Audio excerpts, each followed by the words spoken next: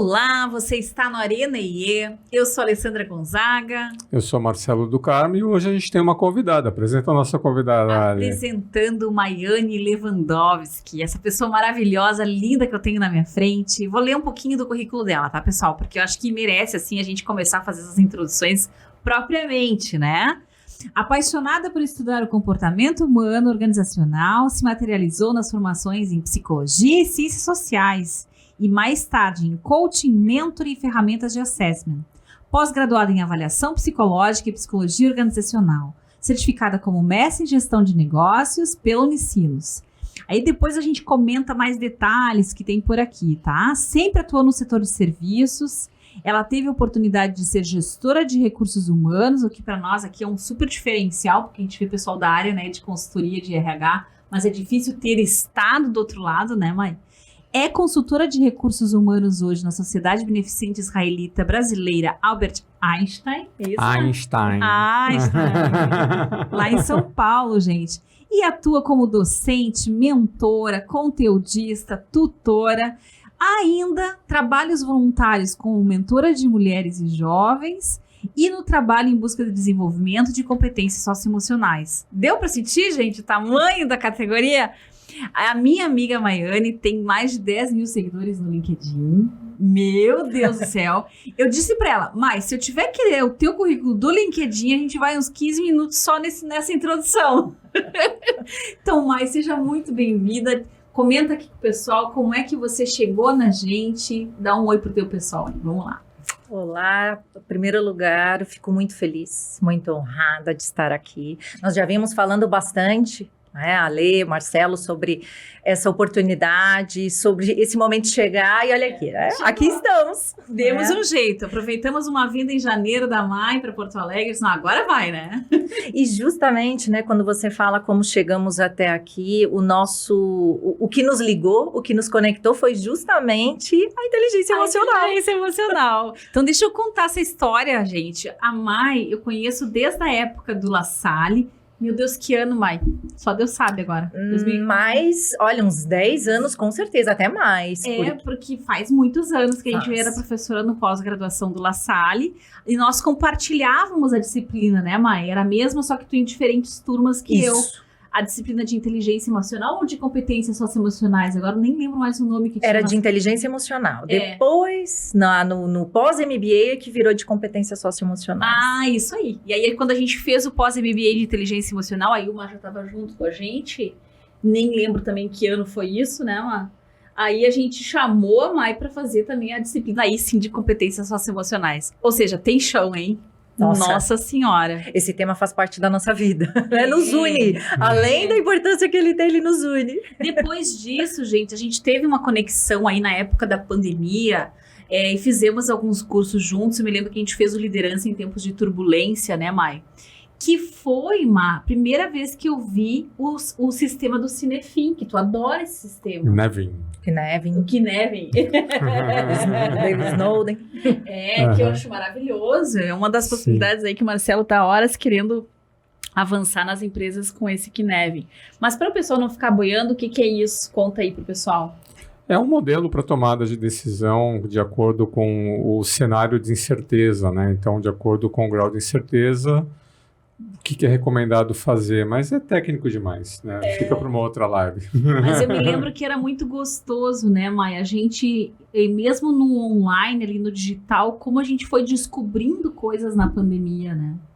E até aproveitando essa deixa do Knevin, como o Marcelo disse, é bastante técnico, mas justamente para que se tenha um olhar analítico, uma capacidade de compreensão do contexto, o que nós trouxemos na época foi esse olhar da inteligência emocional, do desenvolvimento das competências socioemocionais, para eu conseguir trazer isso à tona, para eu conseguir avaliar os contextos onde nós estamos inseridos, onde quem está ao meu redor está inserido e onde as organizações estão inseridas. Então, um se conecta ao outro. Eu gosto porque, assim, sem querer entrar em detalhes dele, né, mas é muito diferente quando você tem claramente o que pode ser feito e quando você tem que construir isso com as pessoas ao teu redor, né?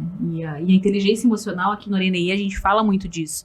É mesmo um desafio de adaptabilidade, do que eu consigo fazer em cada cenário, né?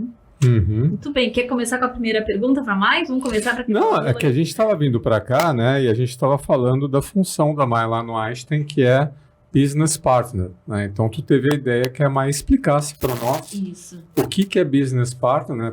Mesmo porque existem Business Partners e Business Partners, né? Então, não é tudo a mesma coisa.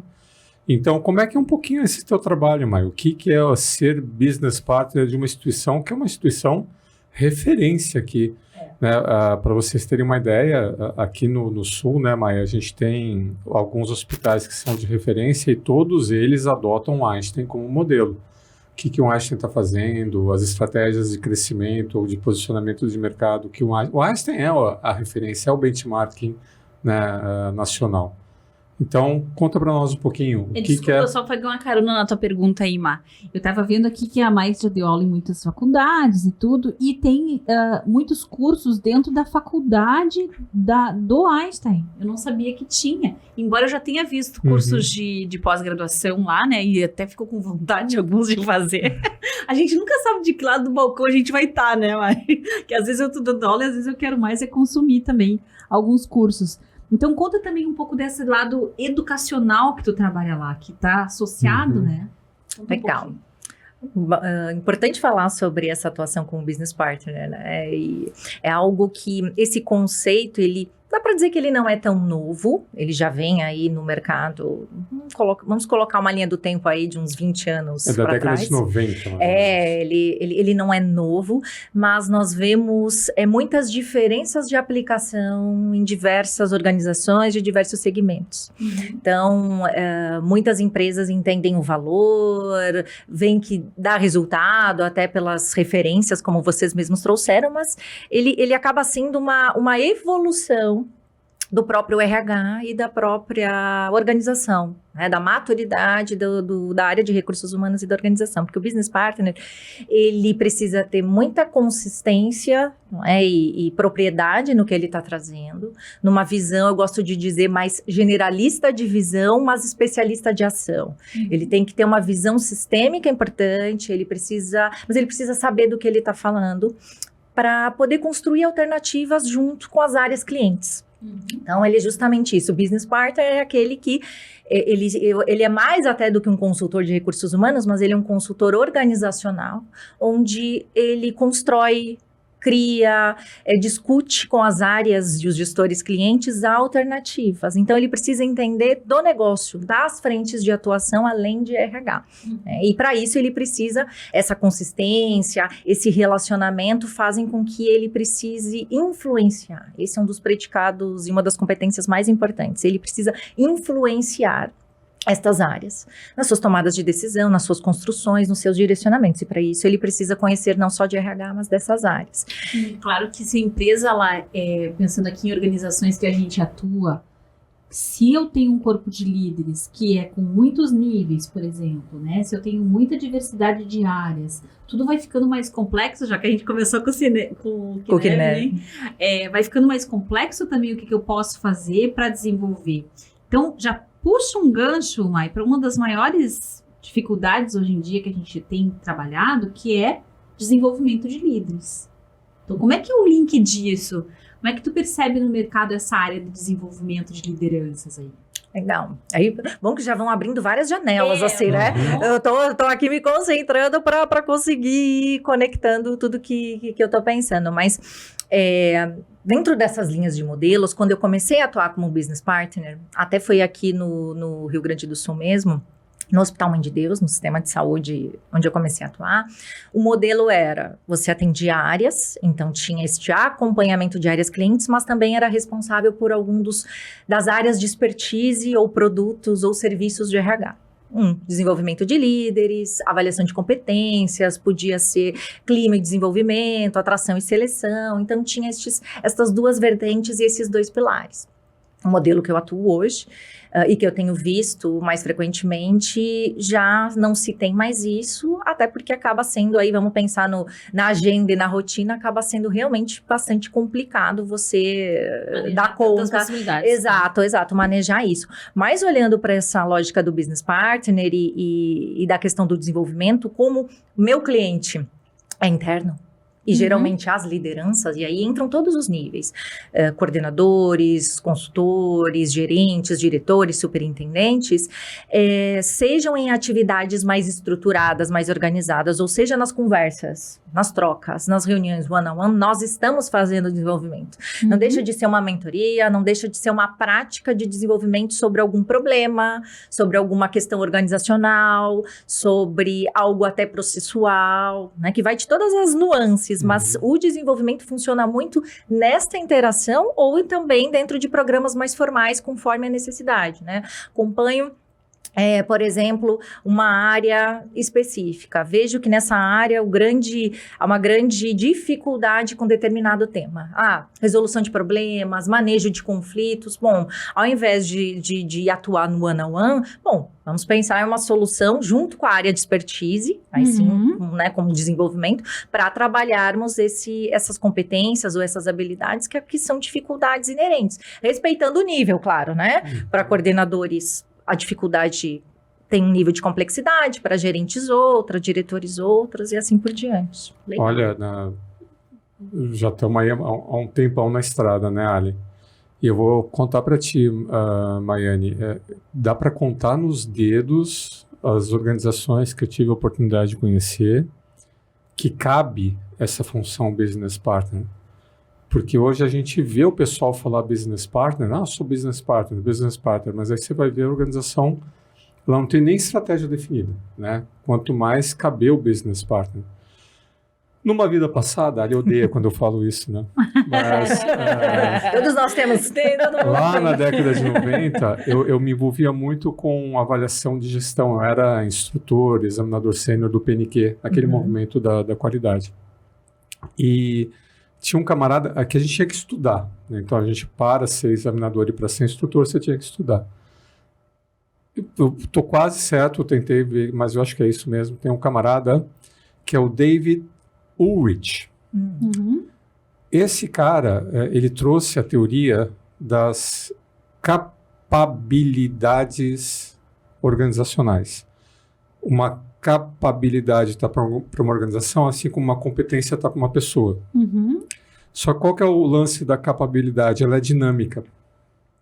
Então, por exemplo, tem uma competência estatística. O que eu faço com essa competência estatística? Um monte de coisa.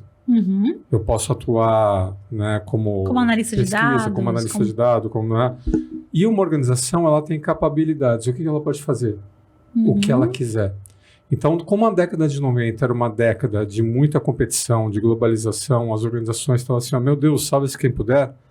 A adaptação da organização, a transformação da organização era assim, uma estratégia para crescer. E nesse sentido, numa organização que visa a excelência, que está pronta para aprender, para mudar, para se transformar, ela precisa ser líquida. E quem gerencia os recursos humanos tem que ter essa visão, né, de liquidez, né, de transformação, de adaptação. Diferente da gestão tradicional de RH, que é mais disciplina. É como se fosse um yin e yang, né? O caos, né, e a disciplina. O business partner é o cara do caos, né? O cara que veio aqui implantar o caos. E eu conheci alguns business partners na vida, né? Gostei, vai mandar esse trecho, né, pro pessoal. Minha vida de caos vai ser o próximo. Minha vida de caos. Porque isso que é o yin yang, né? É o caos, né? Que é a transformação e a consolidação. É a transformação e a consolidação. Então, ele não acumula essa função da gestão, mas ele critica. É como se fosse um conselheiro. É quase como se fosse um conselheiro organizacional, no sentido do conselho que questiona e dá diretrizes para a gestão formal do negócio. É uma função muito já vai nobre ter essa. gente mandando mensagem para nós. Como é que eu viro business partner? O primeiro muito business legal. partner que eu conheci, que eu tive a oportunidade de conhecer, foi justamente numa avaliação do PNQ. Na época, a Xerox, aqui no Brasil, ela era... É uma expoente. Na época, na década de 90, você falar de empresas benchmark, ou era Kodak, ou era Xerox, era assim... Nossa, e agora a gurizada nem sabe do que a gente está falando, gente. O business partner da Xerox, ele era o gestor de tecnologia de informação. Então, era um diretor de tecnologia de informação e RH. Por quê? Olha, a gente precisa crescer, a gente precisa se adaptar. Vai ser com pessoas ou vai ser com sistemas? Então, é esse grau de liquidez. Sim. E é um pensar, é um decidir completamente estratégico. E, puxa vida, né, Mai? Não sei, na tua experiência, eu sei que o Einstein é uma empresa de excelência, né? Então, cabe perfeitamente lá a função do business partner, como o Einstein tem se transformado. Por exemplo, tu acabou de dar o exemplo, né? Agora também é uma universidade. Então, né? isso daqui tá pendurado. Mas Estou com 2 perguntas penduradas aqui já. Quantas organizações, né, podem se dar o luxo de falar, não, a gente está tão à frente do conhecimento disponível no mercado que a gente vai fazer o nosso instituto de formação aqui dentro de casa. Nossa Senhora. Então, é muito. Eu acho que isso é legal da gente dar uma ideia, não pegando a instituição, o nome e tal, não queremos explorar isso, mas eu quero entender só o tamanho da estrutura, mas para quem está nos ouvindo. Quantas pessoas, o que é essa composição dessa organização, para a gente ter uma ideia? Tem aí para da faculdade? Gente? Eu não esqueci. Tava aqui nessa caixinha mental. Isso. O Einstein tem uma frente de atuação que é o ensino, né? A gente chama de diretoria de ensino, mas que ele é materializado na faculdade, né, de Ciências da Saúde, né, Albert Einstein, onde temos graduações, temos... Assim, eu fiquei pensando até na quantidade, né, para não falar no número errado, mas muitos pós-graduações, inclusive contando com mestrados e doutorados. Né? Brincamos que acaba sendo uma linha formativa inteira. Uma banca do Einstein recente. Eu acabei participando de uma banca de doutorado de lá. Então. Foi uma moça que fez, nossa, ainda bem que tu me lembrou, imagina que eu ia deixar passar isso. Eu fui convidada para ser da banca de uma moça da enfermagem que fez uma pesquisa de inteligência emocional. Eu digo, primeira vez que eu vejo um estudo de nível doutorado no campo da inteligência emocional e com médicos como orientadores e com o resto da banca. Legal. Fantástico, né? E isso só funciona porque, pelo menos nesta estrutura, está no DNA. Né? Nós até discute o que alimenta o quê, né? Porque quando a gente fala do Einstein, você pensa na assistência, você pensa no que vem no modelo mental do que é um hospital, do que é esse atendimento de saúde. Mas para essa excelência, para criar o futuro, como se gosta de falar por lá, a gente precisa retroalimentar o outro. Então, o que a assistência precisa, eu preciso trazer de formação, de competências, de capacidades. Um braço de pesquisa forte. Exato, também, né? e vice-versa. Este ecossistema ensino, pesquisa e inovação precisa alimentar também essa assistência, o que é a saúde como um todo, e colocá-la à frente com agilidade, com propriedade, com inovação, né? Com todo esse ecossistema que a gente fala. Então, legal. E quando tu estava falando sobre o desenvolvimento, Mai, fiquei com uma perguntinha pendurada, que no momento tu comentou assim que você já começa o desenvolvimento na conversa.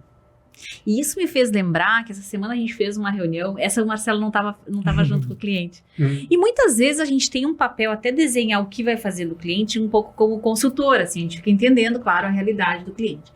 E aí eu conversava com eles que às vezes a gente tem intervenções individuais, que vem a ser o coaching individual. Às vezes a gente faz uma rodada de pessoas, que é a facilitação executiva, que o Marcelo faz bastante, que acaba sendo uma rodada coletiva de tarefas ali, uma espécie de incubadora do que vai se trabalhar com aquele grupo. E às vezes é um treinamento normal, simples, como muitos nós fazemos. E te coloco junto porque eu sei que tu dá muita aula, né? Como é que tu divide essa forma de organizar as intervenções? Assim, eu acho que isso é bem útil para quem está nos ouvindo. O que se pode fazer para desenvolver inteligência emocional dentro de uma organização? Conta um pouquinho aí dessa Nossa, dá para falar mais de 1 hora aqui, então né? Vocês vão me direcionar isso. Eu acho que é delícia contar isso, porque a gente trabalha, temos um podcast para inteligência emocional. Aí eu vejo muita gente dando inteligência emocional como sinônimo de ser feliz na vida, de qualquer coisa. Mas existe todo um campo de trabalho no desenvolvimento disso, né? E tu é uma profissional nessa área. Então, conta para nós, como é que é isso? E fazendo já a conexão também com o que o Marcelo falou sobre o caos, né? A gente brinca que, inclusive, outras pessoas que migram da área de RH para um papel de business partner, o primeiro estranhamento é a agenda. É isso. Aquela agenda organizada, né? Começa o meu dia sabendo como ele vai terminar, jamais. Isso não acontece. Isso que ela se identificou quando ele falou em caos. Exato. Então, sinta-se à vontade, porque esta é a vida, né? Então, né? E é o que eu gosto, né? Essa desorganização na organização da vida do business partner. Há quantos anos tu tá nessa ideia de agendas assim? De business partner desde 2010. Imagina! Desde 2010, com desses diferentes formatos, papéis, mas desde 2010. Tá. E quando você fala de ser ali intervencionista, sim. O business partner, o papel do RH na organização e principalmente nessa figura é ser um intervencionista, porque todo o tempo o papel é agregar valor e tem algumas falas e algumas necessidades dessa intervenção que são marcantes. Então não é oferecer ou dar alternativas para o cliente daquilo que ele quer. Nem sempre o que ele quer é o que ele precisa e é o melhor para a área, para as pessoas e para aquele momento. Mas falar assim não vai ajudar a construir essa relação e favorecer esse vínculo de confiança, que isso é muito importante para esse trabalho, né? Ele tem que confiar, esse relacionamento precisa ser construído, então não é algo, né, também fazendo a conexão com o que você falou, nossa, agora vai ter gente, o que eu faço para ser business partner? Né? Então, esta parte da relação, da construção de confiança, de você se posicionar, de você influenciar, mas você não tomar a decisão por ele, né, e mostrar caminhos e alternativas. De coach aqui, de mentor. mentor. O mais árduo. Lembra tu falando um trabalho de coach, de mentor, isso, né? Essas nomenclaturas de quem tá do lado de cá do balcão, como eu digo, né? De quando a gente escuta, entende a necessidade, mas ocupa um papel de facilitação, de organização e devolve para a pessoa decidir, né?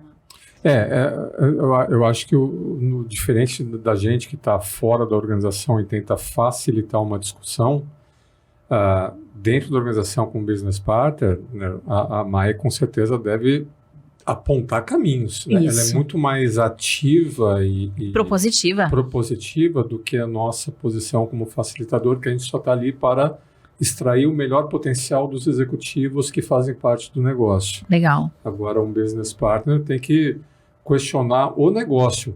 Se você é o executivo que está à frente, pois então é contigo que eu vou falar. Eu estou ali. Mas ela está questionando o negócio, né? Mas olhando para o futuro, olhando para frente. Legal. É muito legal esse trabalho. Muito desafiador. Que agenda, né? Para quem precisa? Para quem? Não sou eu que controlo a minha agenda, né? A agenda vai sendo colocada em prioridade, rodando à medida que o dia vai acontecer. Bom, você está em São Paulo, o trânsito tá pesado mesmo, vai ficar presa na marginal, porque uma hora mais, uma hora menos de hora extra. Faz a menor diferença, né? Mas eu ia comentar de uma outra sopa de letrinhas que aparece aqui para quem está nos ouvindo, que é o termo DHO, né? DHO é um outro termo que a gente tem visto na internet, a gente vê no LinkedIn. O que é o DHO, Mai? Conta pro pessoal.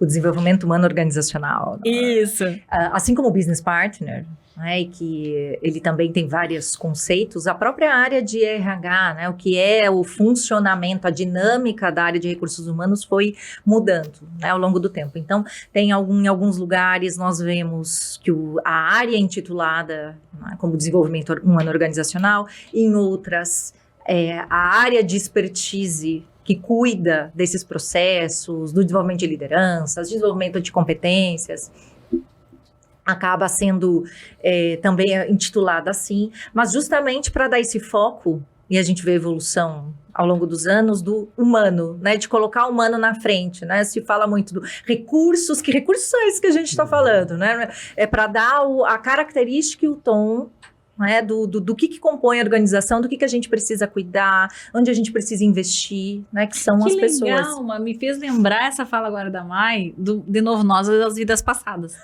Tu te lembra que no nosso primeiro triângulo da consultoria, nós tínhamos 3 produtos que a gente vendia? Vamos ver se tu te lembra qual que era. Planejamento estratégico, liderança e desenvolvimento organizacional. Isso, não tinha o H. Não tinha o H, por exemplo. Eu trabalhava na Siemens, isso estamos falando de 20 anos atrás. A evolução. Na Siemens, a gente tinha uma área de desenvolvimento organizacional. Né? Por quê? Tínhamos pessoas, né? Mas aqui no Brasil não tinha assim, nenhum centro de competência. Né? O centro de competência é o que desenvolve tecnologias. A gente importava máquinas e equipamentos e aplicava, né, máquinas e equipamentos. Então, não que uma organização não precisa de pessoas, mas não era estratégico. No PNQ a gente colocava muito isso, né? Porque o PNQ ele é um conjunto de requisitos, né? E você tem... a gente até brincava, uma empresa que atendesse todos os requisitos, ela iria à falência. Né? De tanta coisa que tinha para fazer. Né? Mas, então, você precisa ver, bom, para essa organização, o que é estratégico? E a gente dava o exemplo, por exemplo, tem uma grande loja de departamentos, né, de roupas femininas, e você tem boa parte dos colaboradores ou da mão de obra dessa empresa que repõe estoque, cuida de estoque. Eles não encaram isso como estratégico, mas as pessoas que escolhem as coleções que vão ser veiculadas, que gerenciam fornecedores, que cuidam da logística, isso é estratégico. Tu lembra que a gente brincava, né? Que no PNQ tinha um capítulo para líderes e um capítulo para pessoas. Era separado, mas... a gente falava que líderes não são pessoas. Exato, o que você quer dizer com isso, né? Então, as pessoas, né, você pode... As pessoas no modelo de excelência é um recurso que você tem que administrar, mas pessoas estavam junto com processos, que estavam junto com fornecedores, que estavam junto com tecnologia de informação, e a liderança, né, estava à parte. Agora, tem organizações que não faz sentido isso, né? Para você desenvolver a organização através das pessoas. Que era um primeiro slogan que a gente teve também na Conexão, e eu me lembro isso há 20 anos. As companhias, as empresas são feitas de pessoas. Agora já está mais do que no lugar comum. Mas tu vê como houve uma mudança mesmo de mentalidade, né, Mai, nesses anos todos. Muito. Agora você vê, sei lá, uma siderúrgica, né, uma mineradora, é capital intensivo. Então, comprando equipamento certo, tá tudo certo. Tá tudo certo. Muito bem. Mas justamente fazendo essa ponte também, quando já vem no lugar comum essa questão de colocar desenvolvimento e as pessoas, né? Mas não é à toa que, pelo menos eu considero que nós estamos vivendo, nós, contexto, organizações, enfim, nós, pessoas dentro das organizações, né, colocando num momento de transição. Então, os temas de maior dor, de maior complexidade, que a gente precisa voltar aí ao aprender desses temas e tornar as pessoas melhores e mais protagonistas nesses temas, os líderes, são justamente envolvendo pessoas. A gente fala de saúde mental, nós falamos sobre diversidade, quando a gente fala sobre novos modelos de trabalho, todos esses são temas complexos que não há uma resposta certa e que caiba, né, plug and play de uma organização para outra, e que envolve ser humano, envolve entender como isso funciona para cada um, como isso se encaixa nesse contexto com as diferenças. Então, a gente volta para um momento onde esse olhar para o humano, mas de um jeito muito diferente do que vinha até então, precisa ser diferente. E o desenvolvimento desses líderes nesse contexto também. Então, eu entendo que é uma transição para esses novos modelos. Recém começamos a entrar com esse humano dentro do processo, né? Eu concordo, mas estamos aprendendo a fazer isso. Pronto, e daí eu já quero fazer um gancho com o tema do nosso mês, né? Então, no nosso mês agora da Conexão... Olha, eu ia dizer da Conexão IE. Do Arena. Do Arena IE, tá? Que é o podcast da Conexão IE. Estamos em casa. O nosso tema é autoconhecimento ou autoconsciência das emoções. A gente já explicou que eles são sinônimos, porque no Brasil a tradução de autoconsciência emocional no modelo de Daniel Goleman é autoconhecimento, que a gente sabe que é um troço muito maior. Mas aí quando vem com o sobrenome autoconhecimento emocional, dá para entender do que a gente está falando. Então eu queria que tu fizesse esse link agora para nós, Mai. Como é que tu vê essa competência sendo trabalhada hoje na tua organização, mas no geral, assim, do que tu observa no mercado? O que tu acha que está sendo feito para isso? Vamos lá. É interessante, contando, não é tão de vidas passadas, tá? Faz faz uns 10 anos atrás, mas esses dias eu refletindo um pouco sobre isso e até com essas várias atividades, né, nas aulas, dentro da organização, eu lembro quando eu comecei a falar sobre esse tema em aulas, que durante intervalos, em fóruns, às vezes apartados, vinham as pessoas líderes falando assim, olha, eu tô me desenvolvendo, quero me desenvolver, mas eu não me sinto à vontade para contar isso na organização, para abrir isso para, seja a organização, seja para quem eu reporto, seja para o meu próprio time, né? Porque, e é algo tão bom, é saudável da forma como a gente vê hoje, né? E eu tenho visto, então, né, quis trazer essa referência, tenho visto uma mudança disso, né? Do quão positivo, e a gente está falando de uma janela de 10 anos aí, do quão positivo é agora eu sinalizar, eu abrir de que este é um tema que faz parte do meu, né, do meu portfólio de desenvolvimento, da minha jornada de desenvolvimento. Né? Ainda não dá para dizer que é para todo mundo, né? Não dá para generalizar, mas eu vejo uma mudança de como as pessoas se sentem mais à vontade para falar sobre isso, para buscar mais referência também. E na organização de abrir, seja no papel de business partner, né? Sejam nestas conversas que eu comentei, como elas se sentem mais à vontade em buscar e trazer os seus pontos de fragilidade. Não que isso seja escancarado, porque isso é complexo, isso é difícil, né? Dentro das organizações, mas as pessoas se sentem mais à vontade. E a organização entendeu esta importância, elas começaram a entender essa importância. Então, seja trazer de uma maneira mais privilegiada esses temas para fóruns também mais valiosos dentro da organização, seja nos programas de desenvolvimento de liderança, seja em comitês de discussão de pessoas, onde de alguma forma esses temas aparecem. Então, eu vejo uma evolução que, assim, num curto espaço de tempo, isso vem acontecendo de uma maneira bem mais ampliada. Claro que temos organizações e organizações, culturas diferentes de outras, mas eu vejo essa evolução tanto no âmbito das pessoas, por elas, desta busca, desta fala mais aberta sobre isso, como também da organização ceder este espaço, trazer este tema e dizer, olha, isso aqui é importante, preciso que você entenda sobre inteligência emocional, as dores envolvendo comunicação não violenta, sobre mediação e gestão de conflito, né, sobre tomada de decisão, que às vezes não se relaciona, mas tem total relacionamento, e eu costumo dizer, né, é indelegável, né, isso é intransferível do papel da liderança, principalmente, e precisa estar associado a esses temas. Então, eu vejo essa evolução aí na linha do tempo, pelo menos legal, de muitas trocas e vivências que eu tenho. Eu concordo, eu percebo isso também, eu percebo claro, já nos treinamentos, já, claro, também no espaço do coaching individual. Houve uma mudança. Eu me lembro há uns... Deixa eu tentar fazer essa conta. Eu estava dando treinamento, aula na faculdade de gestão de pessoas 2. Era uma disciplina que tinha para curso de recursos humanos e administração. Hoje nós estamos trabalhando a memória. Né? Hoje é aula de memória, gente. E eu me lembro que eu coloquei, era uma aula sobre competências e tal, e eu separei numa série histórica da BRH daqui do Rio Grande do Sul, a Associação de Recursos Humanos, as competências de liderança mais trabalhadas no período de 95 a 2005. Então, olha que a minha aula faz um tempinho. E nesse período, autoconhecimento aparecia entre as 10. Já aparecia lá. Mas dentro daquele significado que a gente falou, muito mais amplo. Que era tão somente uma pessoa chegar e dizer, eu preciso conhecer meus gatilhos, minhas forças, minhas fraquezas, esse tipo de coisa. Então eu sinto essa modificação. E tu, Má, sente?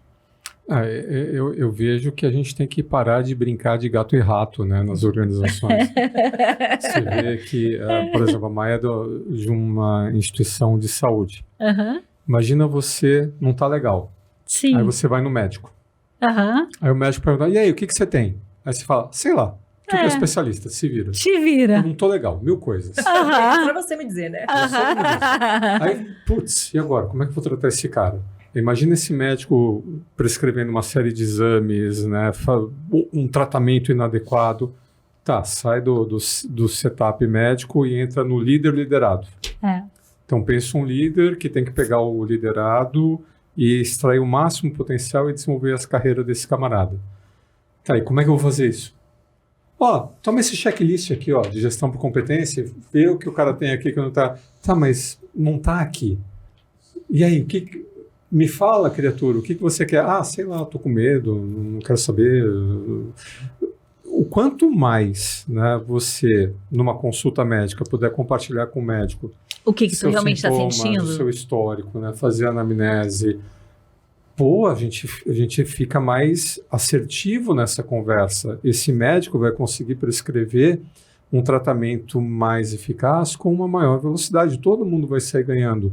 Você vai economizar tempo, você vai sofrer menos, o medicamento vai ser mais eficaz. Sim, a pessoa vai saber o que ela precisa. Exatamente. Mesmo Então, que ela não saiba qual é exatamente o caminho, ela vai ter que dizer, tá doendo aqui. E quando a gente tenta mapear para ajudar, contribuir, com a trajetória de alguém, é a primeira coisa para conseguir avançar num desenvolvimento. A gente descobrir as dores, né? A gente já falou isso aqui. Quando eu comecei na vida organizacional, Mai, o meu líder, o meu gestor, ele tinha 5 funcionários diretos. E o cara, nas horas vagas, era pastor, né, de uma igreja evangélica. Então, era um camarada que tinha o dom de conversar, né, e entender e gostava de conversar. E ele tinha que conversar com 5. Com as mudanças de engenharia, etc., de uma hora para outra, a gente tinha um gestor para 33. Nossa, imagina. E esse gestor, né, era o engenheiro-chefe, era o engenheiro dos engenheiros, era o engenheiro alfa, aquele que falava com você nem sem olhar para o teu olho, né, de tão engenheiro que ele era. Acabou a conversa. Aí vieram os RHs, né? Olha, faz aqui uma autoavaliação com esse cara. Tá, isso que eu quero pedir para a Mai. Vamos lá, pegar um gancho disso. Não adianta. Vocês vão ficar... Mai, o que é um exemplo de uma pessoa sem autoconhecimento? O que é a ausência disso? Como é que tu enxerga? Como é que aparece para ti essa possibilidade? Olha, eu ouvindo vocês falar e Marcelo trazendo esse exemplo, e aí já conecta com isso que você está trazendo, né? Que, de novo, nessa questão da transição e dos paradigmas que nós estamos vivendo e que isso precisa, enfim, né, tá sendo aí, de alguma forma, mexido, né, de diversas instâncias. Enquanto as organizações e nós como profissionais, pessoas antes de profissionais, né, mas profissionais, nós estivermos com foco na performance, e óbvio, as organizações precisam de resultado, precisam sobreviver, precisam ser sustentáveis, isso é contra ou vai justamente nessas conversas, entender o outro que está ali do meu lado, trabalhar, ter uma conversa mostrando que eu tenho inteligência emocional, e não porque eu sei tudo e eu vou te dizer tudo o que precisa, né? Então, um exemplo que eu gosto de dar, até acompanhando e orientando como business partner mesmo, né? Então, um gestor que, óbvio, tem pessoas que nos mobilizam mais, outras menos, né? E reconhecer isso é o ponto de partida. Então, mas tem coisas que eu não posso transferir, ter conversas difíceis, né? Falar o que precisa ser dito faz parte da minha responsabilidade como liderança e como papel. Então, você pode se preparar, se checklist funciona, você pode fazer o que você quiser em termos de ferramentas, mas este momento é seu. A pessoa vai lá, faz a conversa, eu na próxima interação pergunto como foi a conversa, e essa gestora, enfim, essa pessoa começa a contar, olha, me senti assim, me senti X, Y, Z, consegui falar isso, daqui a pouco eu me perdi, daqui a pouco voltei de novo, deixei ela falar de novo.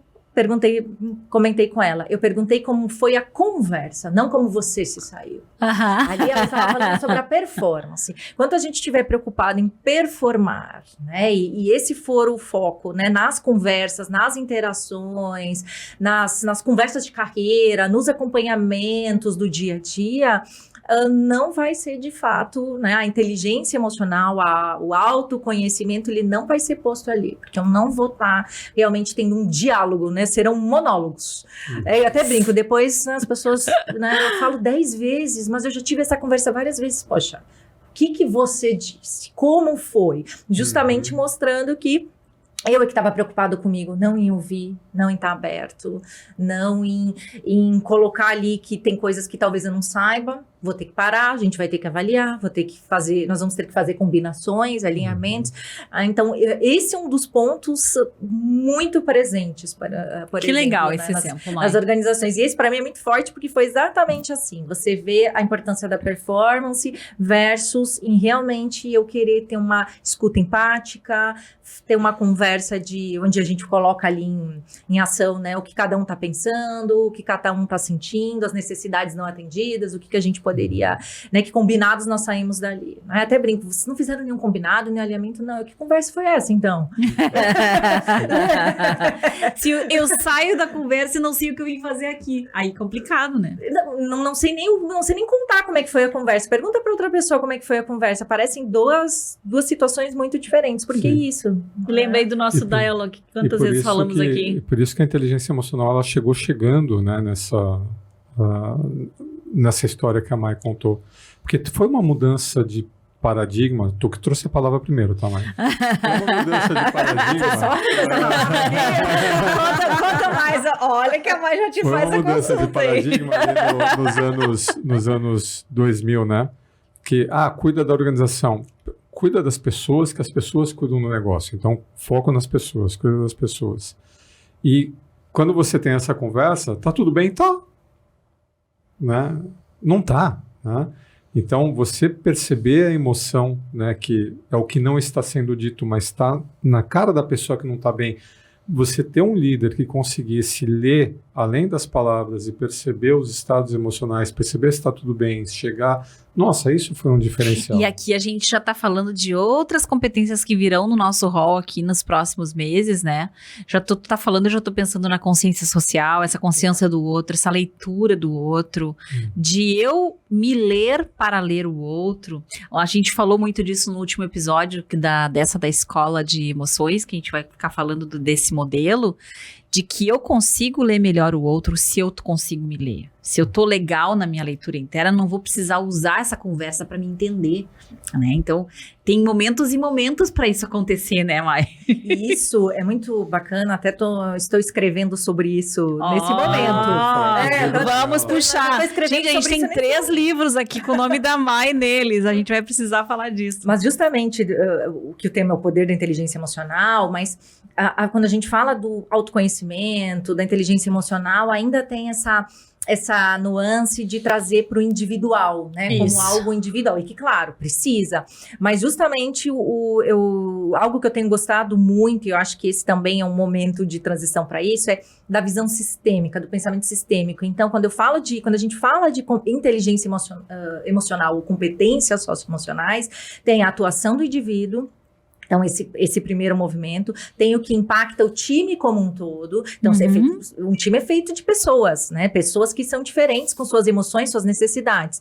O que isso envolve no exercício da liderança, os impactos com tudo isso que a gente está falando, porque a liderança ainda é aquela que ele é uma pessoa com as expectativas dela e que tem em relação a ela reporta para alguém, ela é representativa na organização, ela tem o time dela, então contando com todos essas expectativas e alinhamentos, e ainda tem a visão da organização quando a gente está falando, porque é isso, quando tu está falando de sustentabilidade, de olhar para ecossistemas, essa interconectividade, ela está muito ligada ao exercício e desenvolvimento das competências socioemocionais, saindo do âmbito individual. Então, esse vai ser um diferencial. Como é que a gente sai desse individual, isso se expande para os times, para esse exercício da liderança e para o desenho de futuro das organizações, não é? Me lembrei do foco triplo do livro lá que o Goleman fez com o Senge, que ele falava exatamente dessas 3 grandes áreas aí que tu tá falando, Mai. Então, eu tenho o meu campo intrapessoal, eu tenho a nossa troca nas relações sociais e interacionais, e eu vou ter como é que isso tudo tá dentro do contexto em que eu tô mergulhado, que é o campo organizacional, né? Então, e se em tudo isso eu vou precisar fazer costuras com a IE, né? Legal. Não existe interconectividade Informa de visão os livros sistêmica. Vamos puxar os livros da Mai, né? Que o tempo urge. Aham. E essa conversa vai ligeiro, vocês viram, né, gente? Então eu vou pegar o primeiro livro aqui que eu peguei na mão. Esse aqui a gente já trouxe, então se não der tempo, ele já tá faceiro em algum episódio, né? Que é o livro sobre mentoria e que foi uma coisa, assim, que foi fundamental no período logo pós-pandemia. Eu acho que cresceu muito a mentoria, né, Mai? Muito bem. Impressionante. Então isso aqui depois a gente, se der tempo, a gente... Deixa eu mais falar um pouquinho desse Então vamos lá, já puxei ele, ele ficou interessado, ó, viu? É ó. que o tempo é curto, então nós então vamos lá. queremos... Então, ele é É. parte do Nós por Elas, que é uma organização para mentoria de mulheres, é isso, né, Mai? Isso. E você há muitos anos atua como mentora com esse grupo, né? Então, conta para nós aqui o que é esse trabalho e o próprio trabalho do IVG. Isso. Um dos trabalhos do IVG, Instituto Vassalo Goldoni, é justamente esse programa voluntário de mentorias para mulheres, totalmente gratuito. Então, eu fui mentorada deste programa, brinco Olha! quando a gente fala, né, que precisa Receber, passar, né? receber, né? Eu fui mentorada da 2ª edição e passei a ser mentora a partir da 5ª. Nós já estamos na 18ª, vai começar agora. Nossa, mãe, não sabia que era tudo isso. Já, eu sou desde a 5ª, agora no início Olha só. desse ano nós teremos a 18ª. E os mentores podem ser homens e mulheres, mas as mentoradas aí são somente mulheres. Uhum. E é um trabalho, assim, sensacional por isso, né? E a mentoria como um todo, bom, eu sou fã, né? A Ali Sim, Marcelo somos sabe, fã. né? Eu sou fã Somos da fãs. mentoria enquanto processo de desenvolvimento, porque os dois lados aprendem, né? Os É. dois lados se desenvolvem, É os dois lados impressionante. ganham nesse processo, né? Então, o capítulo desse livro é justamente sobre práticas dos mentores, né? E o meu eu trago um pouquinho dessa vivência de mentoria e também um pouco de como eu trabalho, né? Justamente com esse tripé de autoconhecimento, autoconfiança e a autorresponsabilidade nesse processo também, e com do meu posicionamento na vida, com o meu desenvolvimento, com a minha atuação, né? Legal, Então, é um pouco show. disso tudo que eu falo nesse capítulo. Legal, maravilhoso. Claro que a gente já faz link com os programas que a gente acompanha de mentoria feminina, mas o que eu acho muito interessante aqui, Mai, o primeiro tamanho e a escala desse programa ele todo se desenvolve online, né, Mai? Todo. E dá certo há tantos anos, né? São E é um vínculo que 500 se estabelece. mentoradas Imagina. por edição agora. Maravilhoso, Você fantástico. vê, né? A gente vive ouvindo questões, né, de geracionais, que a nova geração é complicada, mas até mesmo essa narrativa é uma bolha. Uhum. Porque um programa que tem 18 edições e 500 mentoradas, né? Então Por não edição. existe uma questão geracional.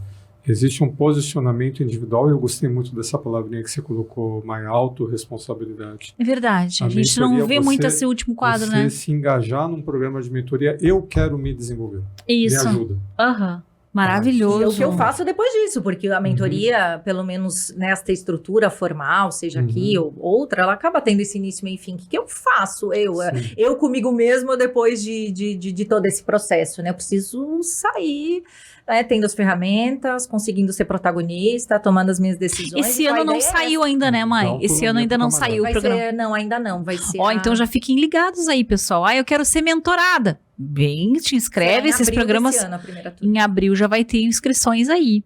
Show de bola. Agora vamos pro segundo, Vamos né? pro segundo. Recursos humanos, liderando as transformações do seu negócio. Aí deixa eu pegar o teu Já capítulo tá aqui. lá? Já tá marcadinho. Já. Ah, facilitou, ó, pronto. Então aqui já vem a ser o capítulo sobre, deixa eu puxar, qual é a experiência que você como líder quer proporcionar às pessoas do seu time, aos seus pares e à sua organização. Muito bem. E aí, é um pouco do que tu já estava falando. Exato, já é um pouco desse toque sistêmico. Aham, ó, aqui, ó, gente, mostrando aqui na tela, beleza. Se fala tanto em experiência do cliente, né, depois, né, veio mais tardio, mas experiência do colaborador, o que se vive são jornadas de experiência, né, e ela precisa ser intencional. Então, poxa, vou assumir um papel de liderança. É algo que eu quero, eu vou proporcionar uma experiência, quer eu queira ou não. E quando eu decido o que eu quero e qual a experiência que eu desejo proporcionar para todos esses atores, eu tenho condições de atuar sobre ela, né? Que ela seja aquilo que eu quero proporcionar e não algo não é que acabe, às vezes, não sendo melhor, indo contra o que eu acredito, não é? Então, pensando nessas diferentes expectativas, nesses diferentes contextos, eu gosto de dizer, a provocação que eu faço aqui nesse capítulo é muito ligada a isso, né? A gente fala muito do líder, mas é a liderança, né? O quanto a gente deixa de explorar a rede de lideranças, né? A liderança como contexto, a liderança como condição, e esse olhar para a jornada, né? Eu até brinco nele, nas aulas, eu adoro as jornadas do herói do Joseph Campbell. Ah, eu brinco também. E eu Pronto, brinco. Agora eu tomo a liberdade poética, né? Não falei, né? Eu brinco, né? Por mim mesma,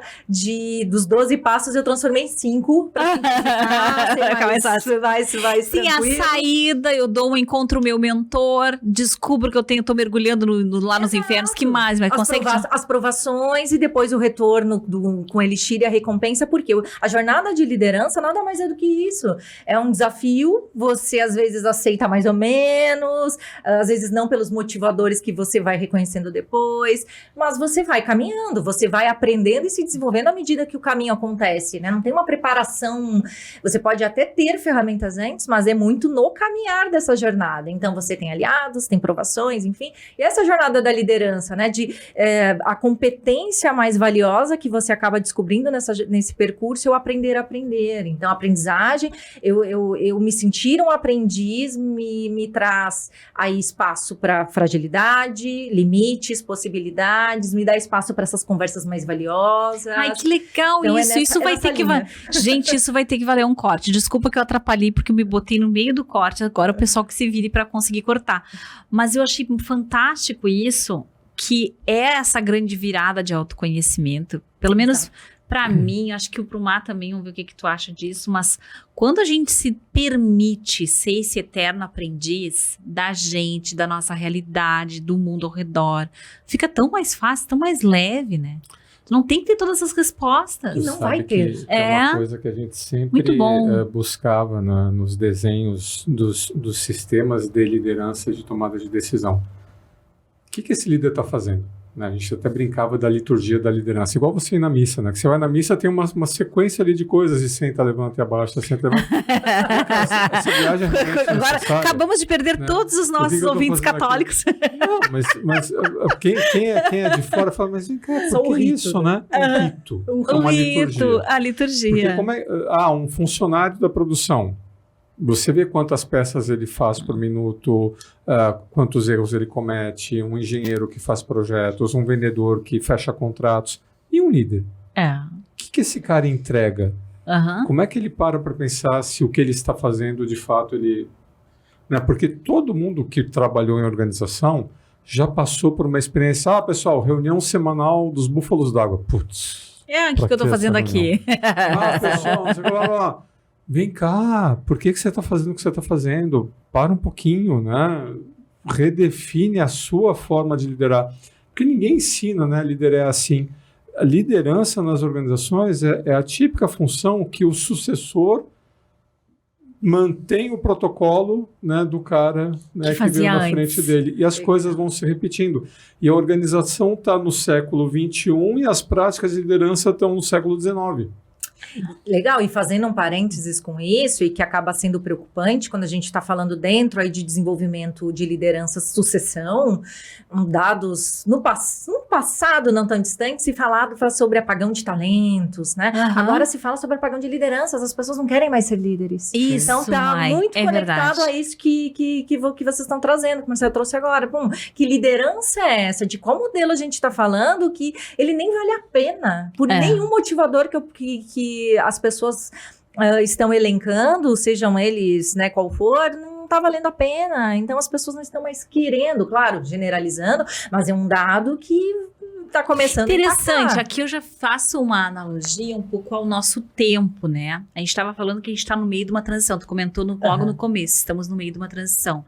E eu acho que uma das transições que estão acontecendo é de fato uma preocupação muito grande como eu sou, como eu pareço ser, como as pessoas me veem, e muito menos com o efeito que eu efetivamente gero nas pessoas, sabe? Então eu tenho a sensação que está muito forte isso, essa espécie de narciso das redes aí, também tá meio que chegando nas empresas num exercício de eu não quero ter que controlar, eu não quero ter que ser muitas vezes o cara que é mal visto porque disse uma coisa impopular, eu não quero ficar de vidraça, eu vou ficar Não aqui no ter meu vida, né? Ficar 100% conectado, ali, disponível. eu não quero ter isso, eu vou fazer o meu A trabalho, ser gente um tem contribuidor clientes, individual. Mike, que estão preocupados exatamente com isso. As pessoas não querem entrar no pipeline de liderança.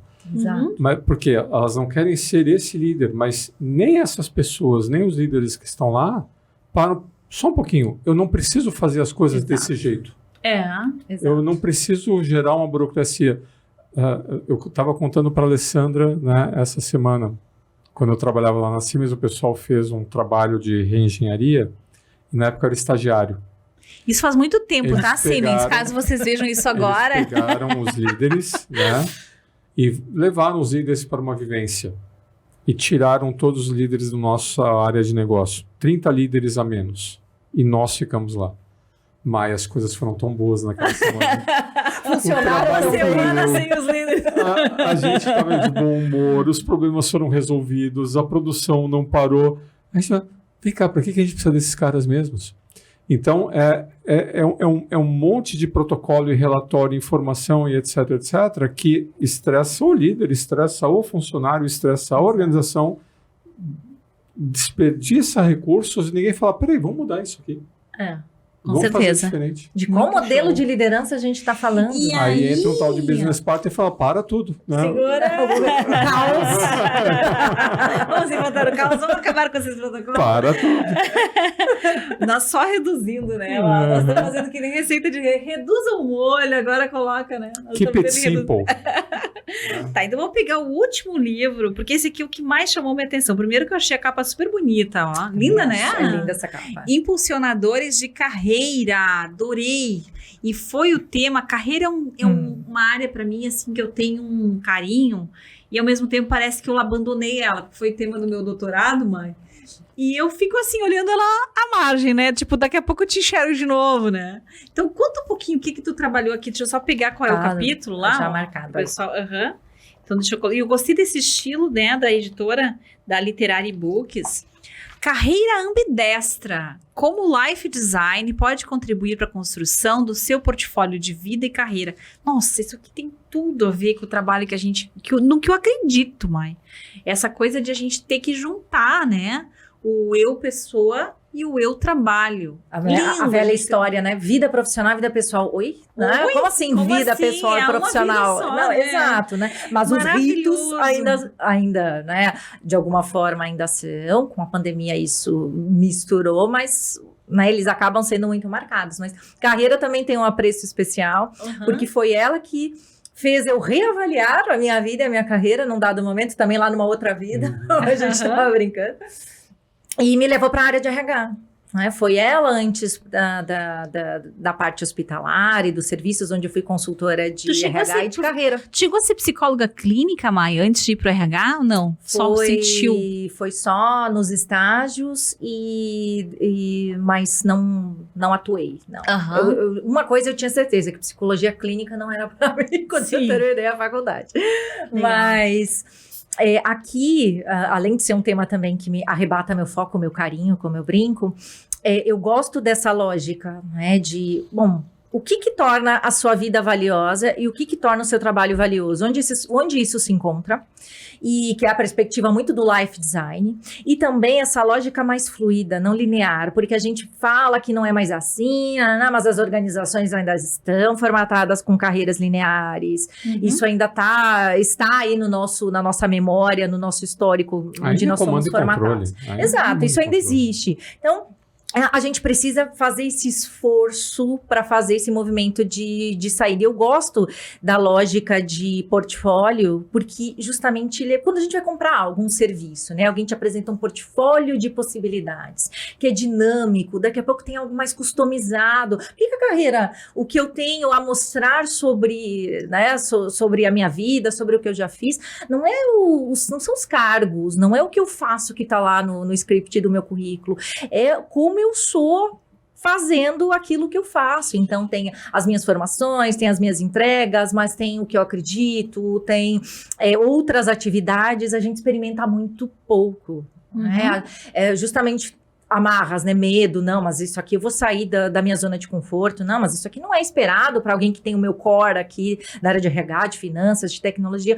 Não, né? Justamente quando a gente amplia essas possibilidades, eu acabo trabalhando outras competências, eu acabo tendo outro valor, eu acabo ampliando o meu campo de pessoas que eu acabo conhecendo, de mercados que eu acabo conhecendo, mas a gente ainda fica muito apegado. Eu gosto dessa lógica de portfólio, até brinco, né? Nas organizações usa-se plano de desenvolvimento individual. Não, portfólio de desenvolvimento individual, né? É isso. Ele é aberto, a gente deve medir resultados-chave, mas e aprendizados-chave? O que a gente não coloca como métrica também, né? O que eu evoluo? Como eu meço a minha evolução? Eu, indivíduo, a organização também, ao invés de só promoções. Bom, como eu vou medindo a evolução? E que às vezes é alguém fundamental, mas não necessariamente está mudando de posições. Mas está atuando em projetos diversos, sendo alguém importante em diversas atividades, mas não necessariamente migrou na lógica de steps organizacionais, né? Então, eu falo um pouco sobre isso, assim, né? Belíssimo. Sobre meu olhar como indivíduo e também das organizações em olhar e preparar as pessoas para falarem sobre isso, inclusive. Né? E está muito mais adequado às carreiras de hoje em dia, né? Porque a gente fica muito mais tempo e tem muito mais transições de carreira na nossa vida. E, por exemplo, tu, a gente estava conversando sobre isso ontem, tu que não está numa caixinha, eu não entro que não numa. pertence a uma organização, aí dá uma crise de identidade. Como é que eu me apresento para o mundo? Eu sou facilitador, eu sou instrutor, Nossa, eu sou... Sou porque tem que ser ou. Eu sou tudo isso. Tudo junto, misturado ao mesmo tempo. Exato. Né? E quanto mais a gente for se conhecendo e avançando, mais a gente vai agregar papéis, e possibilidades. Tava vendo aqui no teu currículo, Mike, que tu montou isso, eu achei muito legal, que tu botou atuação como BP, atuação como líder de equipe, atuação acadêmica, a questão do voluntariado, os reconhecimentos que tu teve. Porque a gente antes, como é que a gente contava uma carreira? Trabalhei em tal lugar de tal ano a tal ano, né? Minhas funções foram essas. Cara, você é um indivíduo que foi crescendo e foi criando conexões e possibilidades no teu aprendizado. Eu acho isso muito bacana, muito lindo. E tudo bem se a gente está, de repente, no momento da nossa carreira, você que está nos ouvindo, não sei para que lado que eu vou. Que bom, sinal que tá ressignificando as coisas. E não é definitivo. E não é definitivo o que tu já fez, né? É muito legal. Eu esses dias também comentando contigo, minha primeira formação foi jornalista, né?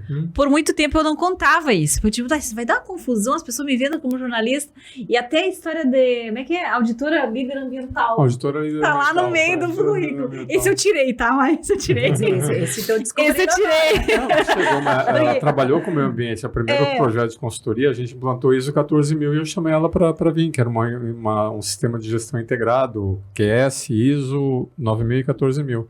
E aí ele tinha essa experiência, o primeiro treinamento organizacional foi em meio ambiente. Foi a primeira coisa que eu fui, foi ser prof de meio ambiente. Então assim, mas isso serve para agora? Não, mas faz parte. Tá lá no meio das coisas que a gente fez e aprendeu na vida. Faz que nem o xadrez. Eu não sou peão, eu sou rainha. Para qualquer lado, quantas peças eu quiser, em qualquer movimento. E é isso, né, Má? E é para sempre isso. E hoje eu tô muito tranquila pensando assim. As pessoas que eu tenho admirado mais... Ok, tô acelerando no tempo, né? Mas eu tenho visto pessoas na faixa de 90 anos de idade que estão dando aula e estão produzindo livros. Eu digo, essa sou eu amanhã. Porque eu acho que a gente vai aprender pro resto da vida. Essa é a minha visão de futuro, né? Essa é a visão. Claro, com saúde, com capacidade de articulação, de raciocínio, que é um dos maiores medos da gente que trabalha com conhecimento, né? É a saúde mental. Eu não acredito em aposentadoria. Para mim é uma coisa... E esse portfólio que tá falando dá um alívio para todo mundo que busca essa aprendizagem, porque no final das contas é uma grande colcha de retalhos, que você vai um dia olhar e dizer, olha, até que fez sentido aquele curso que eu fiz lá em 2000 e pouco, e que eu achei que eu nunca ia usar. E isso vai compondo a pessoa que você é, né? Vai falando sobre os seus valores, né?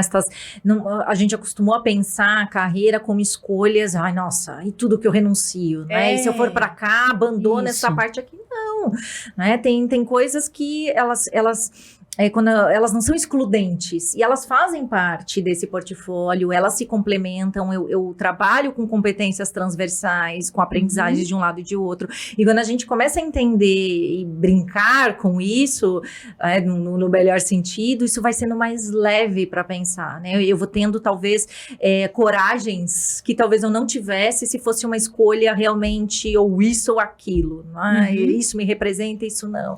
E pegando aqui os conselhos dos nonagenários, como é que é?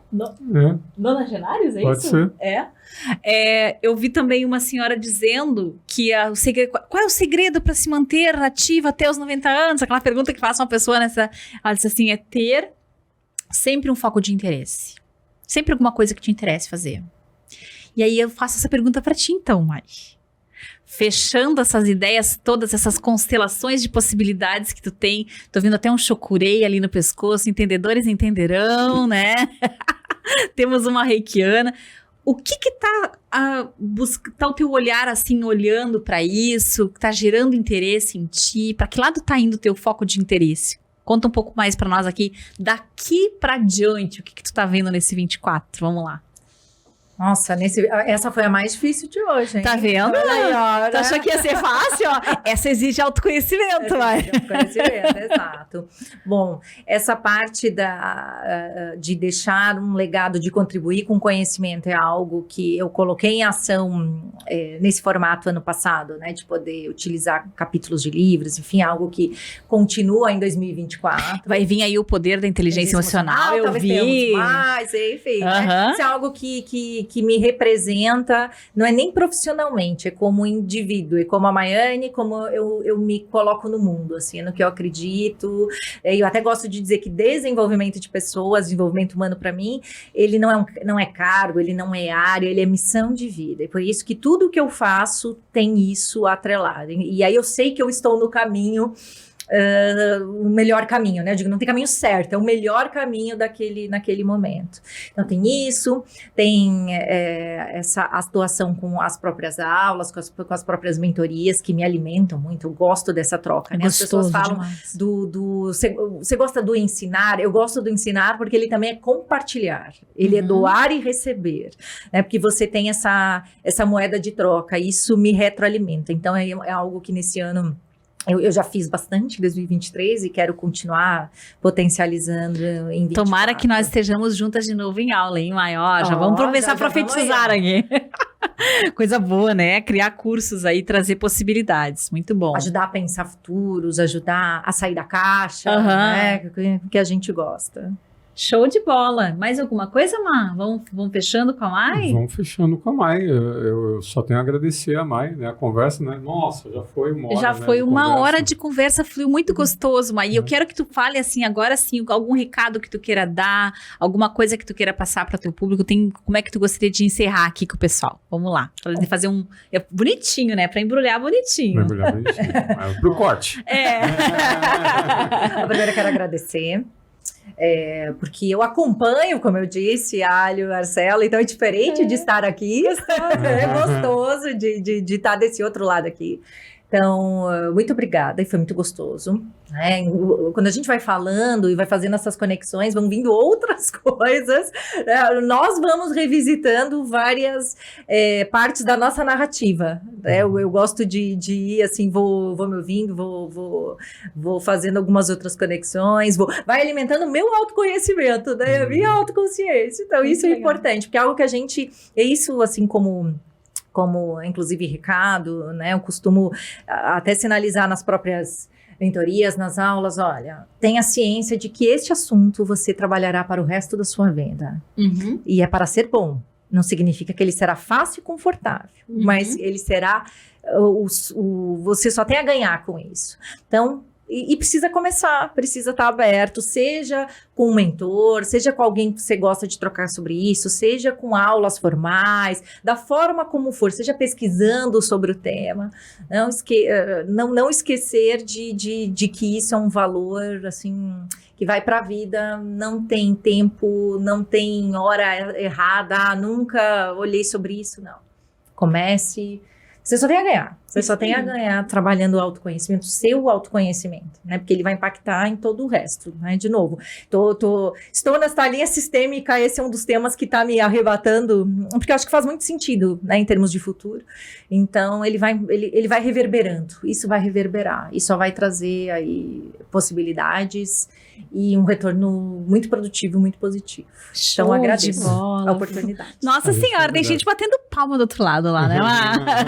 A gente bate palma no coração, agradece a presença da Mai. Obrigada a você também que nos ouviu. Comenta, compartilha, continua no teu processo de autoconhecimento, tendo nós como parceiros. Só fala a editora dos livros da Mai. Então, a editora é a Literary Books em todas, Mai? Não, aqui tem o da IBG. O primeiro é da Líder e os outros dois da Literary Books. Muito bem. E qualquer coisa vai estar nos links, a gente vai mandar todos os links aí pra Mai, pras redes da Mai também, como é que te acha, tudo mais, tá bom, gente? Ai, se conectem. Isso aí. Um abraço então, pessoal, e até o próximo Arena aí. Isso aí.